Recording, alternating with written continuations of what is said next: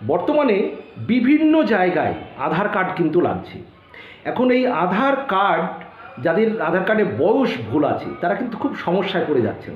কারণ কি, এই বয়স ঠিক করতে গিয়ে তাদের কাছে চাওয়া হচ্ছে জন্ম সার্টিফিকেট।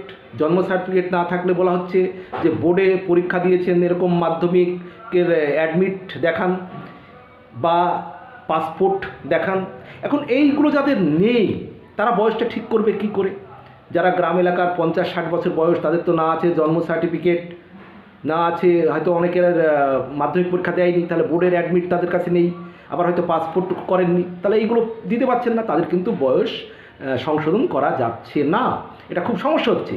অনেকে আবার শোনা যাচ্ছে এরকম যে দালালের খপ্পরে পড়ে বেশ কিছু পয়সা দিয়ে ফেলছেন, নকল জন্ম সার্টিফিকেট করার চেষ্টা করছেন, মানে আধার কার্ড সংশোধনের জন্য। তাই আমি অবশ্যই বলবো, অনুরোধ করব যে সরকারের একটা সহজ দিক